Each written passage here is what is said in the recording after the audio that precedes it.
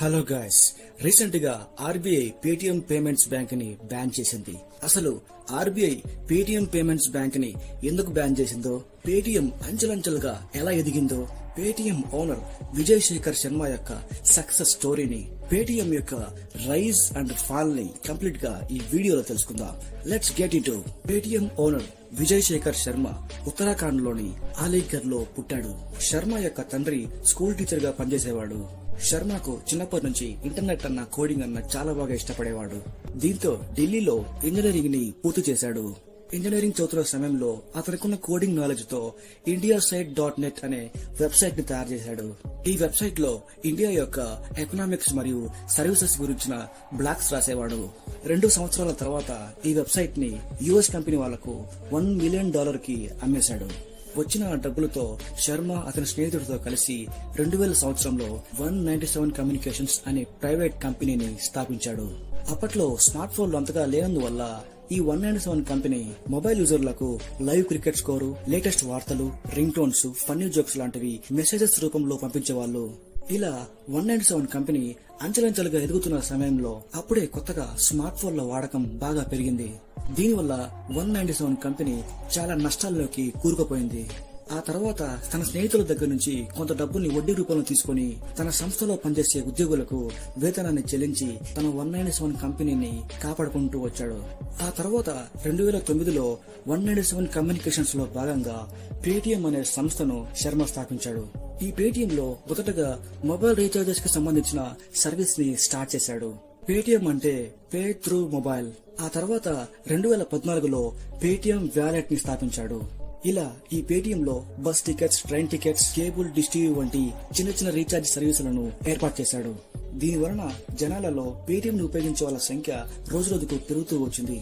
ఈజీగా Paytm wallet లో మనీని యాడ్ చేసుకుని బయటకు వెళ్లకుండా ప్రీపెయిడ్ రీఛార్జెస్ చేసుకోవడం జనాలకి ఎంతో నచ్చింది. మొదట్లో పేటిఎం ని 20 లక్షల యూజర్లు వాడుతూ వస్తే ఆ తర్వాత 50 లక్షల యూజర్ల వరకు పెరుగుతూ పోయింది. అయితే పేటిఎం కి నక్కతోక తొక్కినట్లు 2016లో ఒక మంచి అదృష్టం తగిలింది. అప్పుడే మన ఇండియాలో డిమానిటైజేషన్ పేరు మీద నోట్ల రద్దు జరిగి మన ప్రభుత్వం డిజిటల్ పేమెంట్స్ ని ఎంకరేజ్ చేసింది.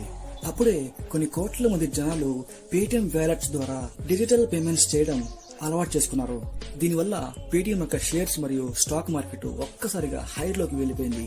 దీంతో శర్మ ఇక్కడితో ఆగలేదు. ఆ తర్వాత 2017లో పేటిఎం మాతృ సంస్థ అయిన 197 కమ్యూనికేషన్స్ లోనే పేటిఎం పేమెంట్స్ బ్యాంక్ ని స్థాపించాడు. ఇక్కడి నుంచి loans, insurance, fixed deposit, fast tag లాంటి ఎన్నో రకాల సర్వీసులను ఇందులోకి కలిపాడు. దీంతో శర్మ ఇక్కడితో ఆగలేదు. ఆ తర్వాత Paytm mall, Paytm money, Paytm smart retail, Paytm labs లాంటివి ఎన్నో సర్వీసులను స్థాపించాడు. గైస్, ఇప్పుడు ఈ పేటిఎం పేమెంట్స్ బ్యాంక్ ని ఆర్బీఐ ఎందుకు బ్యాన్ చేసిందో తెలుసుకుందాం. 2018 నుంచే ఆర్బీఐ పేటిఎం పేమెంట్స్ బ్యాంక్ లోని కస్టమర్ల కేవైసీలో లోటుపాట్లు ఉన్నాయని సరిచేసుకోవాలని ఆదేశాలిచ్చింది. ఆ తర్వాత ఆర్బీఐ పేటిఎం పేమెంట్స్ బ్యాంక్ మీద ఒక ఆడిట్ వేసి ఇన్వెస్టిగేషన్ ఏర్పాటు చేసింది. ఈ ఆడిట్ లో వచ్చిన ఆరోపణలేంటంటే, ఈ పేటిఎం పేమెంట్స్ బ్యాంక్ లో యాంట్ ఫైనాన్షియల్ అనే చైనీస్ కంపెనీకి 10% వాటా ఉంది. అయితే ఇక్కడే ఒక పెద్ద స్కామ్ జరిగింది.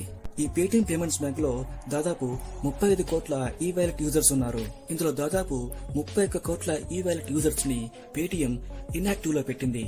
ఇందులో కేవలం 4 కోట్ల యూజర్స్ మాత్రమే పేటిఎం లో యాక్టివ్ గా ఉన్నారు.